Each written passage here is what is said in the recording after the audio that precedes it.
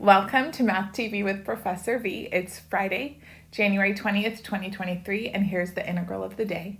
We have an indefinite integral, e raised to the square root of x dx. So go ahead, pause the video if you want to give this one a try on your own. Otherwise, I'm going to jump right in. And this integral is actually going to require two integration techniques. So first we need to do a u substitution and then integration by parts. Since I know I'm going to do integration by parts, I want to save the variable u. So I'm going to actually just let t equal the square root of x. And then that means that t squared is equal to x, yes? Good. So I want to figure out what dx is in terms of t. So let's differentiate both sides here. So 2t dt is equal to dx. All right, not too bad. Now we're ready to rewrite our entire integral in terms of t. So instead of e raised to the rad x, we're going to have e to the t. And then now I'm going to replace dx with 2t dt right here. Let's put that constant, the 2, outside the integral. And then we have t dt. I want to scoot this over. It looks nicer when you have the t in the front like that. Okay, very nice. Now, why are we happier about this? Well, I can utilize integration by parts here, and I'm noticing that's an appropriate technique to use because I have a product of two functions in my integrand. So we're going to go ahead now and pick u and dv appropriately. And remember, when you're trying to choose u and dv, if you have a product and you have an exponential function with a polynomial, the exponential function is going to be your dv. All right. And the reason for that is you want the product here of du and v. You want this product to be as easy to integrate as possible. And that works out nicely if we let u equal t, because then notice du is just going to be dt, right? So beautiful.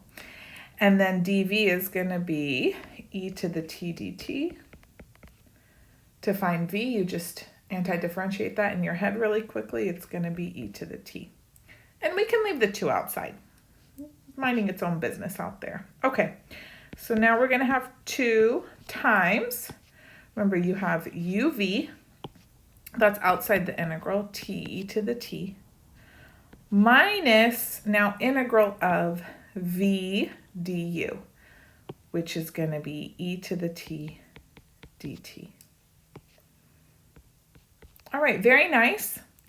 You should be able to evaluate this integral no problem. And I'll leave that 2 out there, minding its own business. 2 times t e to the t minus, this is just e to the t plus c. If you want, you could factor out the e to the t, so 2 e to the t times t minus 1 plus c if you like. And then don't forget, originally our integral was in terms of x, and we let t equal the square root of x. So we're going to go back and replace all of the t's with square root of x. So this is 2e raised to the square root of x times the square root of x minus 1 plus c.